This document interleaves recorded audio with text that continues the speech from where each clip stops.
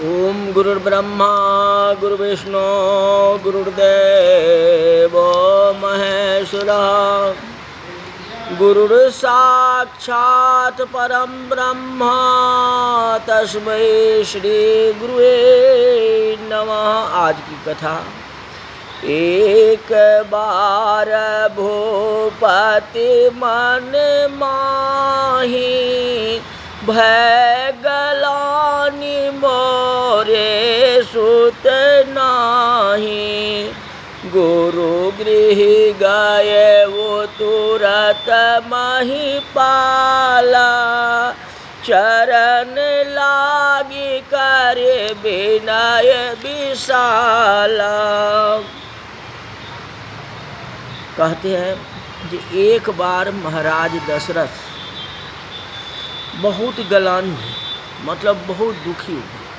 भये गलानी मोरे सुत नाही, क्योंकि उन्हें पुत्र नहीं था। तुलसीदास जी ने मानव को अति सुंदर जीवन का दर्शन दिया है। कितना भी बड़ा आदमी क्यों न हो,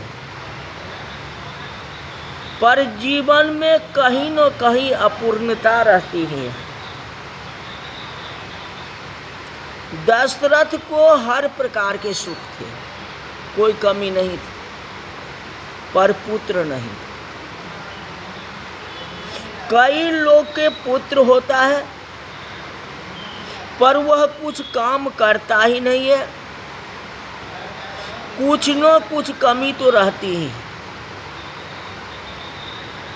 रोते रोते अपूर्णता स्वीकार करो या हंसते हंसते अपूर्णता रहेगी, क्योंकि जीवन रेलवे लाइन की समान नहीं है। जीवन गंगा की धारा है, कभी इधर मुड़ेगी तो कभी उधर मुड़ेगी। सीधा जीवन तो वह जीवन नहीं कहलाता है। जिस जीवन में केवल हंसना ही हो वह बोझ बन जाता है। विदेशों में प्रयोग हो रहे हैं, जो बालक रोता नहीं है तो डॉक्टर जबरदस्ती उसको रुलाते हैं। रोना चाहिए, इससे मन जो है थोड़ा हल्का होता है। प्रश्न आओ, अब देश के जीवन में पुत्र नहीं होने का दुख है। गोस्वामी जी ने रास्ता बनाया है कि जीवन में दुख पड़े तो यहाँ वहाँ नहीं जाना चाहिए, भटकना नहीं चाहिए। किसी संत के पास जाओ। अगर जीवन में तकलीफ हो तो किसी संत के पास जाओ। संसार को कहोगे वे और दुख को बढ़ावा देंगे। किसी संत के पास जाइए। अब देश अपनी वेदना व्यक्त करने के लिए गुरु वशिष्ठ के आश्रम गए। गुरु गृह गए वो तुरत महिपाला चरण लागी करी करिए कृपाला। गुरु के चरण स्पर्श किए। रामायण में दूसरा ढंग भी बताया गया है। किसी संत के पास दुख की बात कहो तो केवल दुख ही नहीं, साथ साथ सुख भी कहना चाहिए। संत के पास जाओ तो केवल दुख ही नहीं बताना चाहिए, साथ साथ सुख भी बताना चाहिए। राजा दशरथ जी ने अपने गुरु को सुख दुख दोनों बताए। निज दुख सुख सब गुरु ही सुनाए।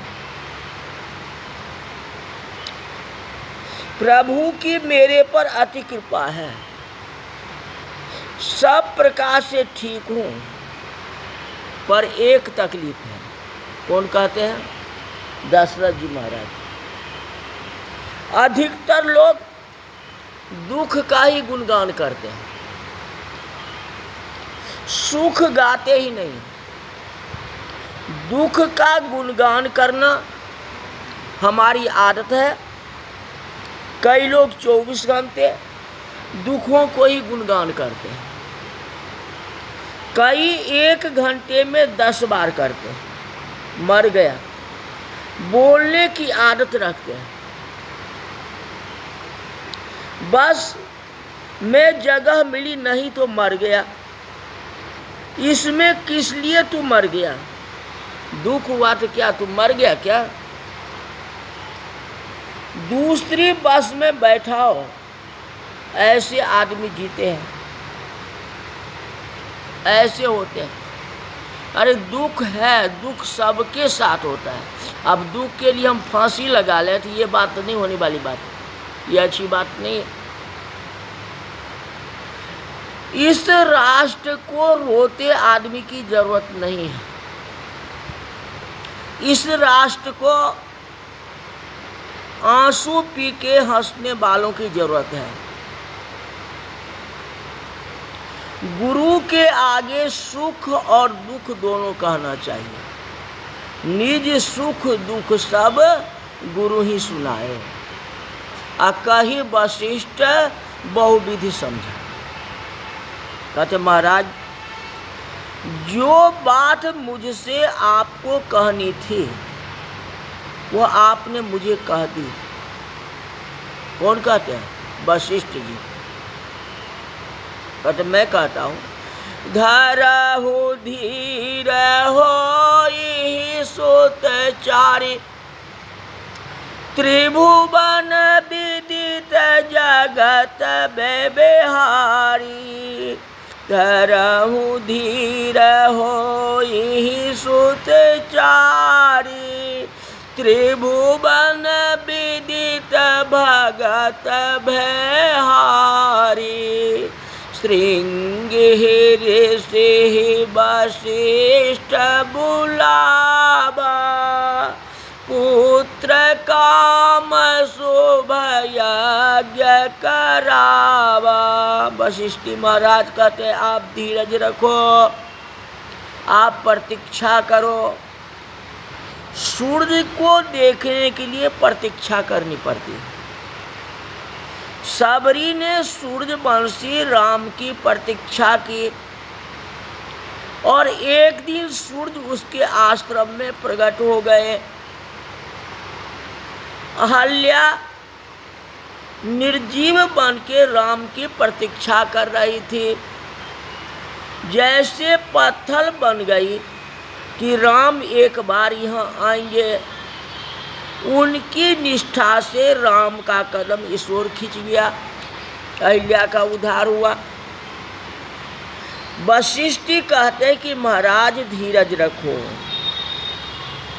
आपको एक नहीं 4 पुत्र हो गए। धरहु धीर होई सुत चारि, 4 हो।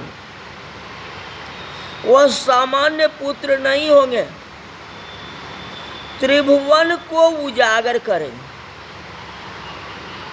और भक्तों के भय को नाश करेंगे। परंतु आप एक काम करिए, पुत्र कामेष्टि यज्ञ का आयोजन कराइए। दशरथ ने आदेश दिया कि शमियाना डाला जाए, सभी ऋषियों को आमंत्रित किया जाए, महर्षि सिंह को बुलाए। महर्षि वशिष्ठ जी को आचार्य पद देने में आया। विधि पूर्वक यज्ञ में भाव पूर्वक अंतिम आहुति अर्पण हुई। गोस्वामी जी लिखते हैं कि स्वयं जग नारायण प्रसाद का चारु लेकर के जग कुंड से प्रकट हुए। प्रगटे अगिन चारु करलिन है, जग नारायण ने वशिष्ठ जी को सूचना दी कि यह चरु दशरथ को दो और कहना कि इसे अपने रानियों में बांट दे। सूचना देकर के वे अदृश्य हो गए। सभा में जय जयकार हुई, सभा में जय जयकार हुई। दशरथ ने वशिष्ठ मुनि के चरण स्पर्श किए।